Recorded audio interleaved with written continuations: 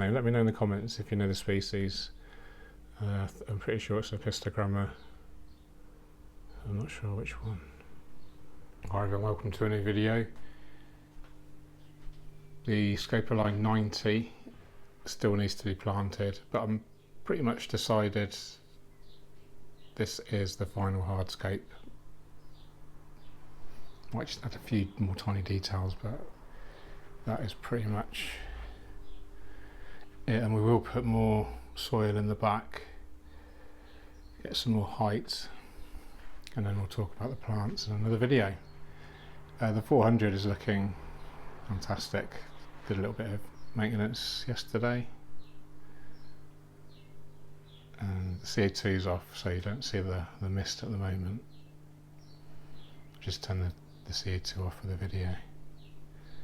So yeah, fish are looking great, plants are looking great, and the low tech, I'm going to do a deep dive on this because it's just exceeding all my expectations in terms of plant health, no algae, getting so much sunlight from the skylights up here casts through the afternoon. Literally the direct sunlight is coming across the whole tank. I did do a time lapse of it, so I'll put that over now. But anyway, the main purpose of this video is to show you this new, well, it's not a new tank, it's a long story actually. Excuse the mess. This is my wife's office, and it's also just a bit of a junk room at the moment. This is the Awase Styline 75. This was originally set up here at my home about 18 months ago, I think. There's probably a video of it somewhere. And the reason it was set up was I was actually going to donate it to my therapist's waiting room, and actually in exchange for them having this aquascape in their waiting room, I'd get therapy. So that's what's been going on for the last 18 months or so, and they've had this aquarium in the waiting room, and I've been maintaining it probably once a month or so. But recently I haven't needed to go to get therapy so much, which is a good thing obviously, but consequently the scape was getting neglected. It got to the point where everything was covered in really stubborn algae. The fish were healthy, the fish are all still here now, but the hardscape was covered in algae, the plants were covered in algae, the glass was covered in algae. It was just a real state. So I offered to take it home because coincidentally at this point the therapist waiting room was also having the decorators in to do decorating, painting, etc. So I thought it'd be a good opportunity to take the tank home and redo it like a hard reset, you know, a complete rescape, but just keeping the substrate, getting rid of all the old hardscape, all the old plants. So it's a nice tank. I've used the Styline 85 and 125 previously, and good quality tanks, medium price point. It's an interesting size. It's quite a sort of high aspect ratio. It's quite a tall tank relative to its length, but it is 75 litres, so it's a good, you know, it's a good size to stock more, you know, small community fish, which is what we've got in here.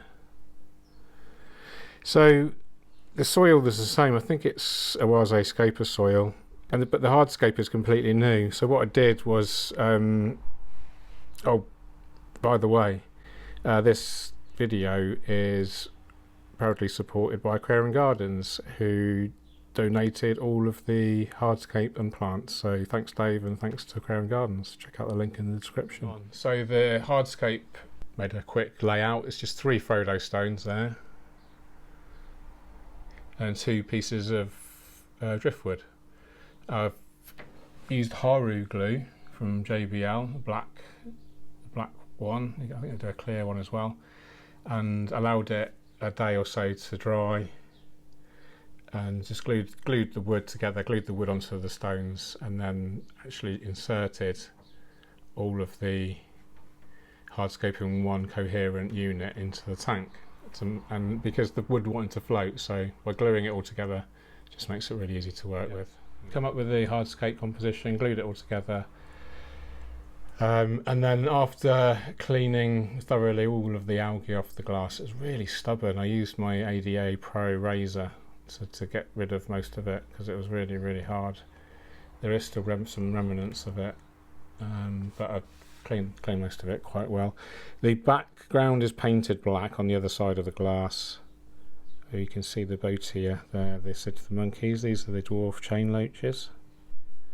They're really cute, and they're really active and out in the open a lot in this tank. They're normally I find them normally quite shy, but they're very, very active, and they love to stay in a group of 3 there. They're really cool. They're quite expensive fish, about £15 each, I think. And then we have the female of the cichlids. So that the male I showed you earlier, which I asked, there's a male here. Or was it the other way around? Is that I don't know which way around it is. My mind's gone blank. Anyway, I'd show my vulnerability of poor fish knowledge there. But definitely know these are cardinal tetras. Absolutely beautiful. Really good size specimens, actually. It contrasts really well with that black background, doesn't it? So yeah, once the hardscape was in, I planted the crypts. So the crypts were donated again by Crown Gardens. There's a mixture of undulatus green, Beckettii and Balancei in the midground and the background. The Balancei there in the background, that's going to take a good probably a couple of months or so to reach the surface at least. This is low tech, so no CO2 injection here, just a nutrient rich soil, and then I'll add a liquid fertilizer once a week. But really low maintenance, slow growing. There's moderate lighting in here. It's not particularly powerful. There's 2 8-watt tubes that come supplied with this Oase Star Line 75, and they're only on for 6 hours a day at the moment. Tried to keep the photo period a little bit limited in the start-up stage of an aquascape. And then again donated by Dave, these that you can see now, this is a Nubius mini coin, which was from a mature scape, so thanks again to Dave.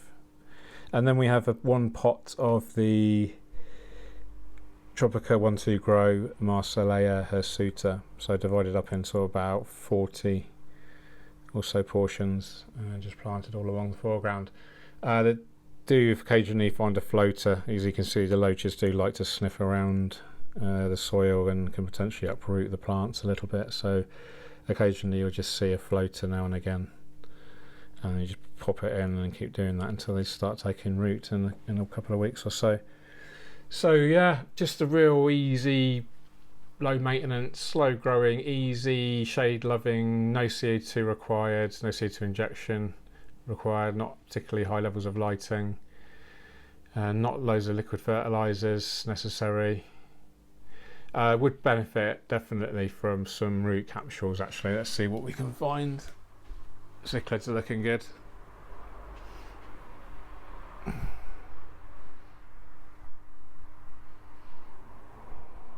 Love these fish, they're getting so big now. These are about 6 inches long.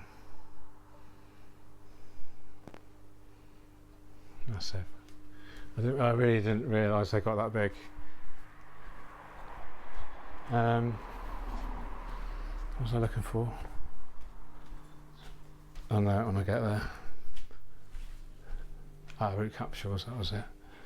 So, oh yeah, this is still doing really well. The flowers are looking amazing.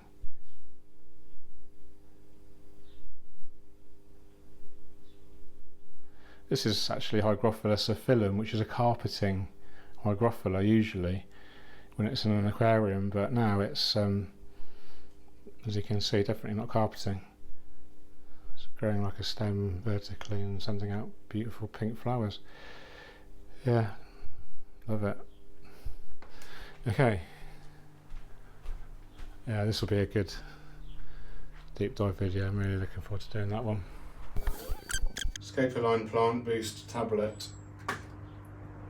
So this is the mature substrate, so it's 18 months old also, so a lot of the nutrient content would have been used up probably, or very much likely, because they didn't use much liquid fertilisers in the therapy waiting room. So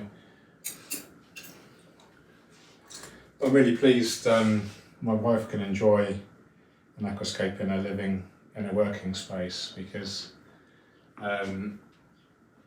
she actually wanted to have this aquarium in her office. She actually asked for it, because I did say, oh, I might, sort of look after the therapy waiting room tank for a little while they get the decorating done. So she said, oh, I really like that tank, the Star Line, because we had one before a couple of years ago, and we had a really nice scape in that. She really loved it. So yeah, the opportunity to sort of win-win really. We get to enjoy Escape here at home with Emma's home office, and the therapy waiting room will get a beautiful scape once it's grown in. And then if Emma's falling in love with having a tank in here, then we can always make another one.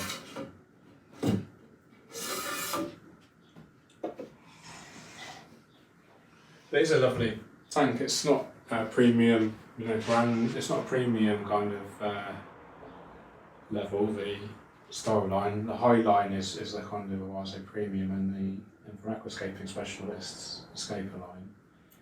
But as a kind of mid-range, functional, nice-looking aquarium set, I think it works really well. I think the lighting's nice. It's not full spectrum. It's just kind of white LEDs. But I think it works well in here. I think the reds look okay, the red and the blues with the cardinal tetras. So, yeah, that's an aquarium set. I've actually got the Oase Biomaster 250 thermo on here. So it does come supplied with an internal filter, I can't remember the name of it, up there.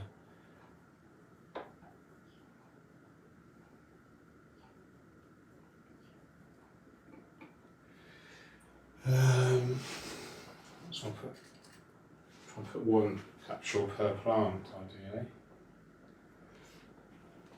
What that means is I won't have to rely on adding liquid fertiliser so frequently, so if it does eventually go back to the waiting room and I'm not around to add liquid fertiliser, they do feed the fish every day,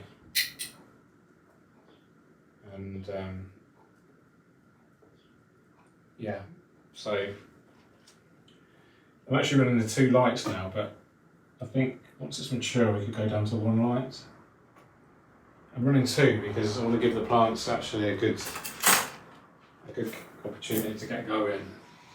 Because it's got a mature filter now, a mature substrate, you're not going to get any ammonia spikes, which is what causes algae in the initial stages, so we shouldn't get any algae, hopefully. Plus we've got a Garra in there, which eats a little bit of algae. Platies as well help to eat algae. But it's quite well filtered for a small tank. Okay, what else can we talk about? So, yeah, once a week, 50% water change I'll do. Feeding the fish once a day. They've been fed, but they're probably really enjoying another snack.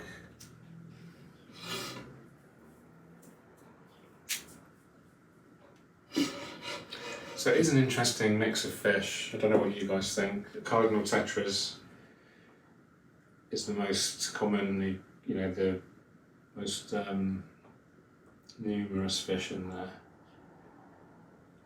A pair of apistos, 3 platies, 3 dwarf chain loaches.